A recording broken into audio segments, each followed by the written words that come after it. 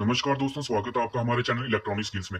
आज हम आपसे बात करने जा रहे हैं most common problems in any air conditioner, मतलब ज्यादातर कोई भी एयर कंडीशनर में होने वाले प्रॉब्लम्स के बारे में। तो अगर आपको लगता है कि आपके एयर कंडीशनर में कुछ खराबी है तो इस वीडियो को पूरा देखें, क्योंकि ज्यादातर कोई भी एसी में ये मैंने जो 10 प्रॉब्लम्स दिखाए हैं उनमें से ही कोई ना कोई प्रॉब्लम निकल के आता है। तो चलिए बिना आपका टाइम वेस्ट किए हम जल्दी से शुरू करते हैं एसी में होने वाले प्रॉब्लम नंबर 1 से। तो ये है ड्रिपिंग और लीकिंग वाटर। तो ये एक एयर कंडीशनर में पाया जाने वाला सबसे कॉमन प्रॉब्लम है, जिसमें हमारे स्प्लिट एसी के इंडोर यूनिट से पानी टपकता है। तो चलिए देखते हैं ये इंडोर यूनिट से पानी क्यों टपकता है और दीवारों में अंदर की तरफ नमी क्यों दिखाई पड़ती है, और इसके लिए हम क्या कर सकते हैं।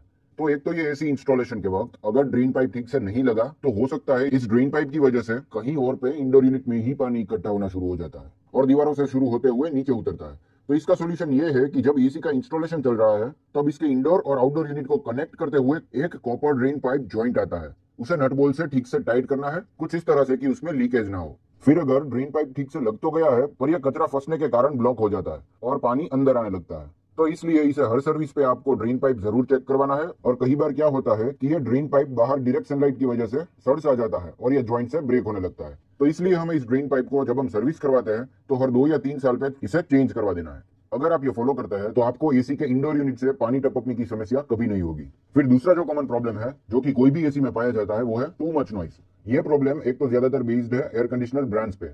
टॉप सेलिंग ब्रांड्स की अगर हम बात करें जैसे कि O General, Mitsubishi, Daikin, Samsung, LG या फिर पैनासोनिक, तो ऐसी अच्छी वाली ब्रांड के एसी अगर हम यूज करेंगे तो इसमें 50 डेसिबल से कम आवाज इंडोर यूनिट से निकल के आती है। तो मतलब 50 डेसिबल की लिमिट है, जिससे ज्यादा अगर आपका इंडोर यूनिट आवाज करेगा तो आप कंफर्टेबल फील नहीं कर पाओगे। और कई बार क्या होता है कि ये जो ब्रांड्स मैंने बताई वो जब आप लगाते हैं तब साइलेंट होते हैं, पर 3 या 4 साल में इससे भी आवाज आनी शुरू हो जाती है। ऐसा इसलिए हो सकता है कि आपने एसी को टाइमली सर्विस नहीं किया होगा और इंडोर यूनिट में फिल्टर नेट क्लीन नहीं की होगी।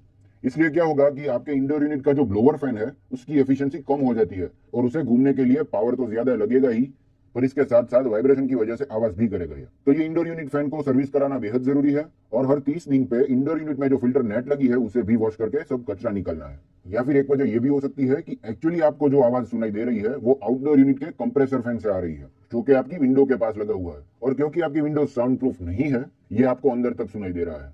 तो इसमें मतलब आपके एसी का कोई फॉल्ट नहीं है, पर आपको जो करवाना है वो है आपकी विंडो का साउंड प्रूफिंग। विंडोज अगर ठीक से बंद हो जाती है तो आपका रूम या फिर आपकी ऑफिस जो है वो साइलेंट हो जाएगी। फिर हमारा थर्ड एसी में पाया जाने वाला कॉमन प्रॉब्लम है गैस लीकेज। कई बार क्या होता है कि आपका एसी स्टार्ट हो जाता है, फिर indoor unit, blower fan, outdoor unit fan, compressor सभी चीजें ठीक से वर्क कर रही है, पर फिर भी इंडोर यूनिट से गर्म हवा आ रही होती है। तो दिस में भी बिकॉज कॉपर कॉइल्स में रेफ्रिजरेंट गैस जो होता है वो किसी फॉल्ट की वजह से लीक होकर खत्म हो गया हो सकता है, और अगर इसमें कोई लीक नहीं है तो यह गैस कभी खत्म नहीं होगा, यह लाइफ टाइम चलेगा और इसे रिफिल करवाने की जरूरत नहीं होगी। या तो ये लीकेज कॉपर कॉइल्स के ज्वाइंट्स में कोरोजन की वजह से हो रहा होगा, या इसमें पहले से वाल्व ठीक से फिक्स नहीं हुए होंगे जब आपने एसी लगवाया, तो इस वजह से आपको हर साल इसे रिफिल करवाना पड़ता है। तो मतलब हमें ये लीकेज आइडेंटिफाई करना है और इसे ठीक करवाना है। सबसे आसान तरीका जो है इस लीकेज को आइडेंटिफाई करने का वो है इसकी स्मेल जो है वो कुछ अलग होगी। आपको इंडोर यूनिट से आ रही हवा से ये पता लग जाएगा। तो अगर आपको थोड़ी सी भी भनक लग जाती है कि इसमें गैस लीकेज है तो टेक्नीशियन को बुला करके इसे ठीक करवाना है, क्योंकि यह गैस हमारी हेल्थ के लिए भी हैजर्डस हो सकता है। फिर फोर्थ कॉमन प्रॉब्लम है नॉट ब्लोइंग एयर। तो ये एयर कंडीशनर में पाया जाने वाला आम प्रॉब्लम है जहां पे एसी चालू करने पे एयर ही नहीं ब्लो हो रही है। तो इस प्रॉब्लम को ट्रबल शूट करने के लिए सबसे पहले आपको एसी के वेंट्स चेक करने हैं। अगर ये अंदर और बाहर के वेंट्स ठीक से ओपन हो रहे हैं तो दूसरा स्टेप है आपको एसी के फ्लैप्स ओपन करके इसका फिल्टर नेट निकालना है और इसे वॉश करके पूरा कचरा निकालना है। ये हमारे रूम के अंदर की हवा को फिल्टर करता है। अगर ये पूरा चौक हो जाता है तो हवा को अंदर ठीक से फिल्टर नहीं कर पाएगा और पूरी हवा ब्लॉक हो जाएगी। फिर भी अगर इंडोर यूनिट से एयर ब्लो नहीं हो रही है तो इंडोर यूनिट का ब्लोअर फैन चेक करवाना है कोई प्रोफेशनल से। आप खुद भी ये पता कर सकते हैं इंडोर यूनिट वेंट्स के पास अगर आप थोड़ी सी भी आवाज सुन सकते हैं तो इसका मतलब है कि आपका ब्लोअर फैन जो है वो वर्क कर रहा है। देन फिफ्थ कॉमन प्रॉब्लम है स्टेटस लाइट ब्लिंकिंग। तो क्या आपके एयर कंडीशनर में अचानक से कॉन्स्टेंटली कोई लाइट ब्लिंक होना शुरू हो गई है तो इसे इग्नोर नहीं करना चाहिए, क्योंकि स्टेटस लाइट ब्लिंकिंग का मतलब है कि आपका एसी कोई ना कोई परफॉर्मेंस इश्यू फेस कर रहा है। हो सकता है आपको लगता हो एसी ठीक से काम कर रहा है, पर ये आगे जाके आपके लिए इश्यू क्रिएट करेगा ही करेगा। या तो इसमें कोई इलेक्ट्रिकल इश्यू है, या फिर कोई इसका पार्ट खराब हो चुका है, या फिर किसी चीज को इमीडिएट रिपेयर की जरूरत है। तो मतलब इसे बिना इग्नोर किए आपको टेक्नीशियन बुला के इस इश्यू को बढ़ने से पहले एसी को इंस्पेक्ट करवाना जरूरी है। फिर सिक्स्थ है एरर कोड्स। ठीक स्टेटस लाइट की तरह कुछ ब्रांड्स के एसी एरर कोड्स दिखाते हैं। अगर इसमें कोई खराबी पाई जाती है, जैसे आप अपने कार के मीटर में एरर कोड्स देख सकते हैं like engine overheat, seat belt, headlight, gear suggestion, तो वैसे ही एसी में भी नंबर्स या लेटर्स के फॉर्म में आपको एरर कोड्स दिखाई देंगे और आप या तो इंटरनेट या एसी के मैनुअल से ये कोड किस लिए है इसे चेक कर सकते हैं। Like error code for refrigerant coolant empty, issue with compressor, condenser service का कोड अलग रहता है, कैपेसिटर रिप्लेस और यहाँ तक कि फिल्टर क्लीन का भी कोड दिखाई दे सकता है। तो ये एक बहुत अच्छी चीज हम बोल सकते हैं जिससे आपका एसी सेल्फ डायग्नोसिस हो जाता है। फिर 7th प्रॉब्लम है ट्रंकिंग कंडेंसेशन। कई बार क्या होता है कि आपने जो कवर लगाया होता है अपने एसी के इलेक्ट्रिकल केबल्स पे या फिर कॉपर कंडक्ट्स में, उसमें से जब आप एसी चालू करते हैं कंडेंसेशन प्रोसेस की वजह से पानी टपकने लगता है। इसमें क्या होता है कि हवा में मौजूद मॉइस्चर ठंडा होकर पानी बन जाता है और कवर के अंदर से टपकने लगता है। ये एयर कंडीशनर का एक कॉमन इश्यू है, पर इसे ठीक करवाना चाहिए। या तो ये पाइप स्टिक से इंसुलेट नहीं किए होंगे या फिर ट्रंकिंग सिस्टम में कोई ब्लॉकेज रह गया होगा। तो इसे आपको तुरंत तो नहीं पर नेक्स्ट सर्विस में विदाउट फेल ठीक करवाना है। फिर 8th प्रॉब्लम है वीक कैपेसिटर।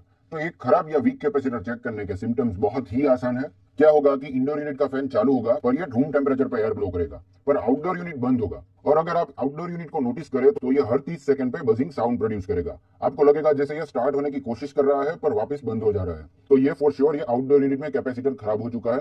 इसे इंस्पेक्ट करके चेंज करवाना है। इसमें कई बार क्या हो सकता है कि आउटडोर यूनिट का फैन भी चल रहा है पर कंप्रेसर नहीं स्टार्ट होगा, मतलब ये भी एक वीक कैपेसिटर की साइन है। Then problem number 9 is issue with condenser fan motor. इसमें जनरली क्या होगा कि इंडोर फैन ठीक से वर्क कर रहा है, आउटडोर यूनिट में कंप्रेसर भी वर्क कर रहा है, पर आउटडोर यूनिट में कंडेंसर फैन जो है इसकी मोटर खराब है।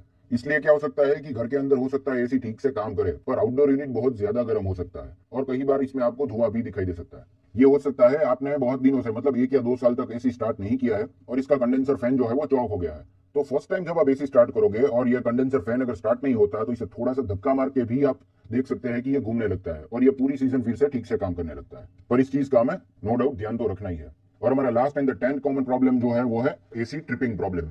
क्या आपका एसी बार बार ट्रिप हो जा रहा है? तो इसमें पहली चीज आपको जो चेक करनी है वो है करंट। तो एक एम्पियर मीटर से स्विच बोर्ड से निकलने वाले करंट को आपको चेक करना है। अगर आपके घर में वोल्टेज ज्यादा आ रहे हैं तो कई बार ये ज्यादा करंट के कारण ये आपके एसी को ट्रिप कर देता है। ये करंट और वोल्टेज आप अपने एसी के स्पेसिफिकेशन मैनुअल में चेक कर सकते हैं। उससे अगर ज्यादा आ रहा है तो पक्का आपके वोल्टेज में इश्यू है। इससे क्या है कि आपके एसी का कैपेसिटर खराब ना हो, इसलिए सेफ्टी के लिए ये ट्रिप हो जाता है।